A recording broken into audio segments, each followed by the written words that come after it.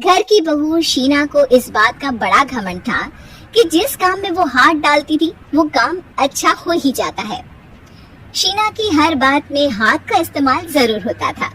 एक दिन शीना का पति आकाश उससे कहता है, कल जो वो भिंडी बनाई थी ना तुमने, वाह वाह वाह वाह, मजे आ गए। मैंने अपने हाथों से बनाई थी। मेरे हाथों में वैसे भी जादू है, जिस चीज को छू लेती हूँ सोना बन जाती है। अब ये थोड़ा ज्यादा हो रहा है। मतलब अगर हर चीज को छू के सोना ही बना देती हो तुम, तो हमारे नाम के पीछे भी मणि लगा देते हम। चुप रहो, मुंह पे हाथ रख लो, कुछ भी बोलते रहती हो। शीना की सास बगिया से पूजा के लिए फूल चुन रही थी। सुंदर, अति सुंदर, कितने प्यारे गुलाब के फूल हैं। भगवान जी खुश हो जाएंगे। मैंने अपने हाथों से जो पौधा लगाया था, मेरे हाथों की कोई भी चीज बेकार नहीं जाती। हाँ बेटा, सही कह रही है। इसीलिए तो तुम्हारे पिताजी से मैंने अपने बेटे के लिए तुम्हारा हाथ मांगा था।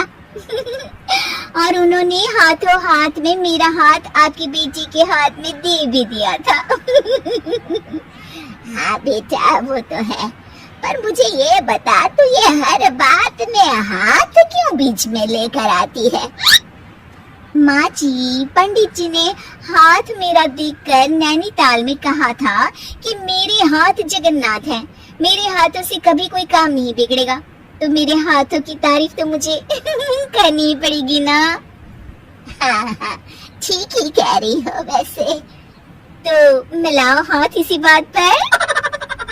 शीना को न सिर्फ इस बात पे गर्व था कि उसके हाथ से सब अच्छा होता है, बल्कि घर के सारे काम भी वो पहले अपने हाथ से करती, फिर कोई दूसरा उन कामों को कर पाता। एक दिन शीना कपड़े धो रही थी। अरे घर में वॉशिंग मशीन है तो सही, खुद क्यों थक रही हो? कपड़े पहले मेरे हाथ से धुलेंगे, फिर वॉशिंग मशीन से। पहले हाथ की सफाई, फिर मशीन की धुलाई।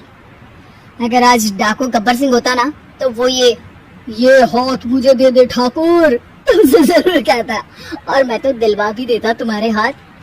हर एक काम में हाथ बटाओ, ज्यादा जुबान न चलाओ, वरना दूंगी एक उल्टे हाथ से। क्या दोगी? कपड़े दूंगी, लो निचोड़ो। ऐसे ही एक दिन, अरे बहू, ये सोफे पर चढ़कर हाथ से पंखा क्यों घुमा रही हो? माँ जी, क्योंकि मेरे हाथ से घूमेगा तो ज्यादा अच्छे से हवा देगा। अरे बेटा, फिर तो तुम गाड़ी का पहिया भी हाथ से घुमा के मायके जाया करो।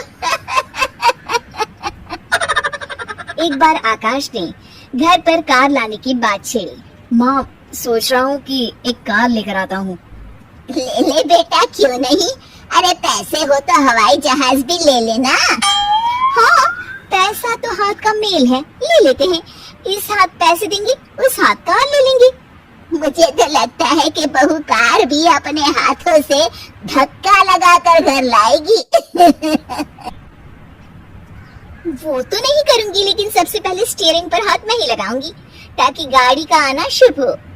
अरे घर ले आने तो दो, फिर हाथ लगा लेना। लेकिन शीना नहीं मानती।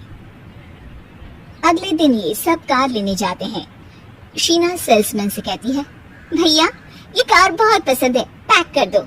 अरे ओ भगवान, 2 मीटर कपड़ा नहीं है जो पैक करवा ले, जरा चला कर तो देखने दो।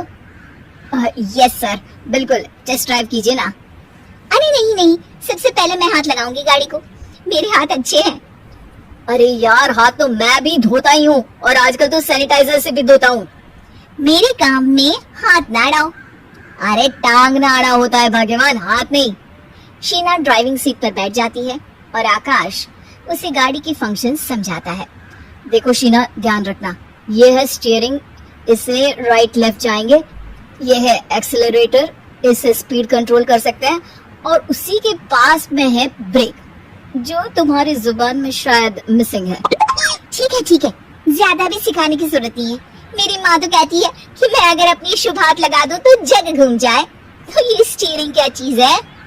शीना गाड़ी स्टार्ट कर देती है और स्टीयरिंग को घुमाते हुए एक्सेलरेटर पर धीरे से पैर रखती है और शोरूम के बाहर के एरिया में ही गाड़ी घूमने लगती है, जहाँ दूसरी गाड़ियाँ भी रखी हैं। देखा मेरे हाथों का कमाल। अब ब्रेक दबा दो, आगे गाड़ी है। शीना आगे गाड़ी देखकर घबरा जाती है और पाँव गलती से एक्सीलरेटर पर पड़ जाता है।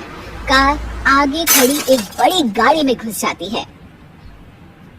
दोनों कार से उतरते हैं। सेल्समैन भागते हुए आता है।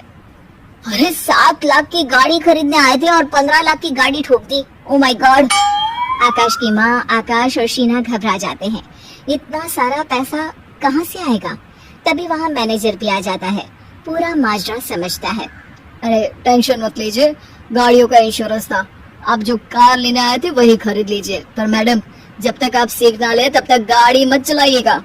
अभी तो आपने गाड़ी बस ठोकी है, जिसका बीमा भी था, लेकिन सड़क पे चलते हर इंसान का बीमा नहीं होता। अरे मेरे हाथों से छुप भी गया ना तो उसकी जिंदगी बन जाएगी, और अगर चला भी गया तो स्वर्ग ही पाएगा। मैनेजर साहब, मेरे हाथ में कोई दिक्कत नहीं है, वो तो बस पाँव गलत जगह पर चला गया था।